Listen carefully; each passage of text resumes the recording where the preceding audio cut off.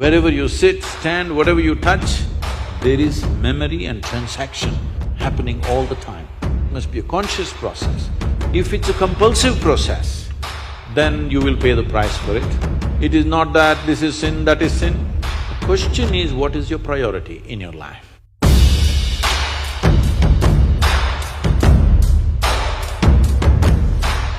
Sadhguru, how can a person stay committed to someone in a relationship? Is it natural to love someone and yet be sexually attracted to others? What should be the proper course of action that should follow, or how does one handle this? See, there is a psychological integrity, there is emotional integrity, but there is a biological integrity also. Integrity does not mean morality. Integrity means you create a situation where it works best for you. So when we say integrity, suppose I say, there is a certain integrity to my body, this means it's strong and resistant to a whole lot of things, isn't it? It doesn't mean I'm morally stuck in something. So I'm talking about… I want you to understand the word integrity in that context. We're talking about integrity in terms of strength of this life. So if that is the thing, is it true? Do you remember how your great-great-great-great-great-grandmother 10 generations ago looked like? Do you remember? No. But her nose is sitting on your face. Yes or no? Body remembers, isn't it? Body remembers your forefathers 1,000,000 years ago. Yes or no? So what you're calling as my body is a heap of memory, isn't it so? It is. Memory or no?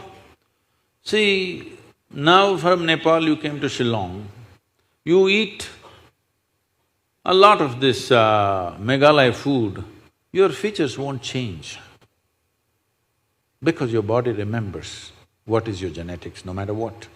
Or you start eating, let's say, cow's food or dog's food, your body will not get confused and become a dog or a cow because there is evolutionary memory in this. Do what you want, it never gets confused, isn't it?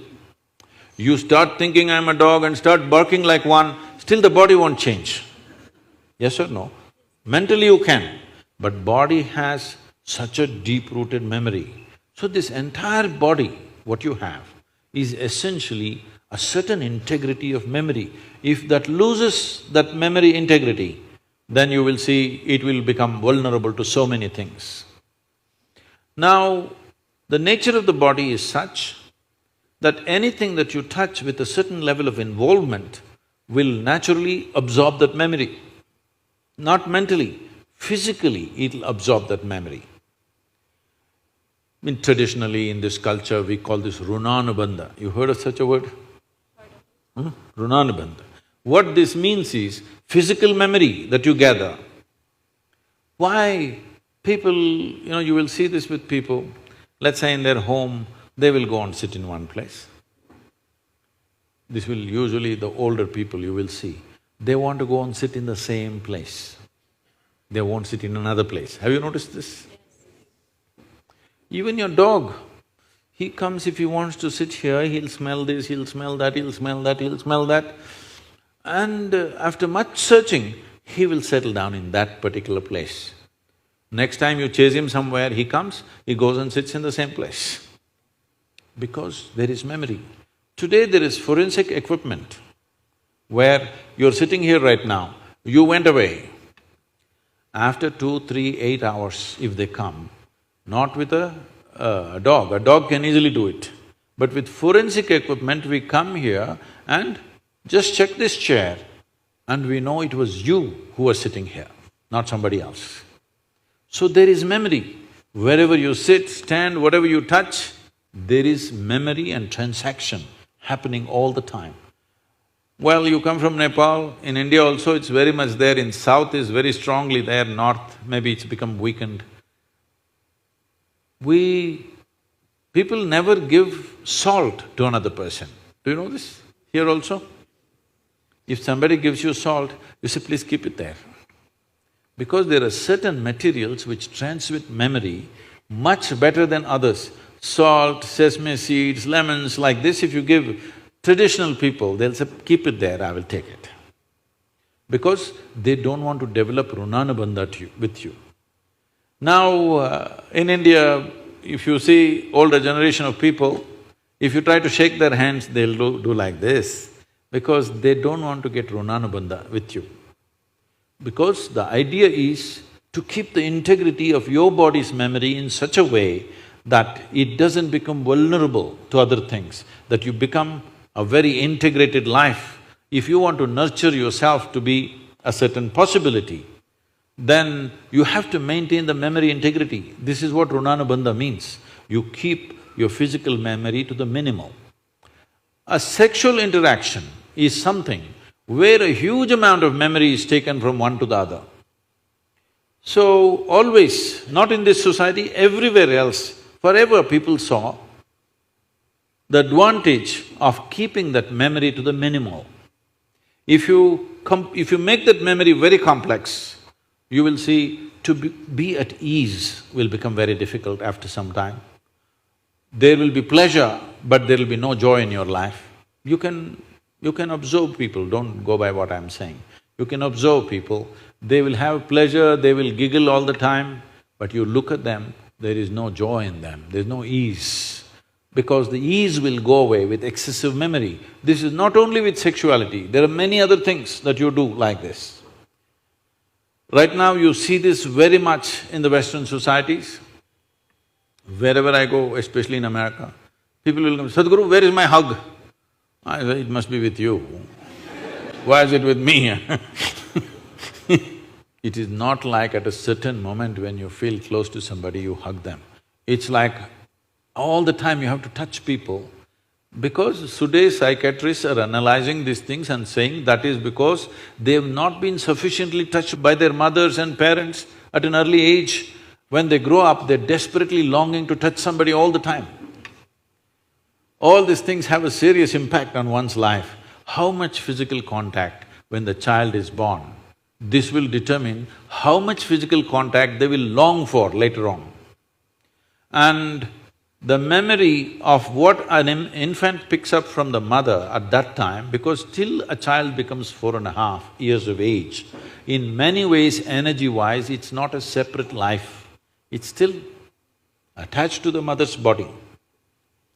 Actually, if by nature if people go till then, they must be drinking the mother's milk and connected up to 4.5 years, that's how naturally it was.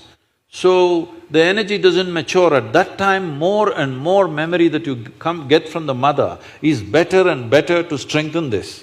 But once the child begins to move out and becomes an individual, life is organizing itself. People come to me and say, Sadhguru, can you bless my daughter, can you bless my son? First thing I ask is, how old? If they say 15, 16, 18, all right. If they're over 21, I say no. Because me blessing you, blessing will not go to your child. You may still think emotionally that's my child, but as far as life is concerned, it's become fully separate. Generally, the course of life is considered to be approximately 84 years or 1008 cycles of the moon. The cycles of the moon and our body is very directly connected. Only because our mother's bodies were in sync with the cycles of the moon, we are born, otherwise we wouldn't be born, isn't it? Hello? So, a full life is considered 1008 cycles of the moon, which will approximately considered as 83 to 84 years. So if one crosses 84, it's considered a full life. In this, the first quarter is the only time when it is connected to parentage. After that, the child must move, because energy-wise, you cannot connect those two lives anymore. So that is when the longing, if you have not created enough integrity within yourself, the longing for another body multiplies. Even though the hormonal phase may be higher between 15 to 20, the longing to bind and bond with somebody increases after 21 years of age, because unknowingly you're like a satellite who fell off the main mother. You come off the motherboard. Now you want to attach to something unless you find some integrity. This is why between 12 and 18, one must do lot of sadhana to strengthen the body so that You don't desperately bind yourself to something or somebody. You must consciously, if you wish to take a partner, it must be a conscious process. If it's a compulsive process, then you will pay the price for it. This is not a question of morality. It is not that this is sin, that is sin. The question is, what is your priority in your life? If your priority is to make this life rise to a higher possibility, then you must be conscious. If you want to somehow live and go, it's okay.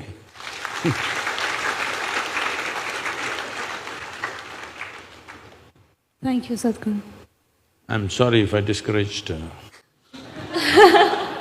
just answered my question, Sadhguru. Thank you so much for that.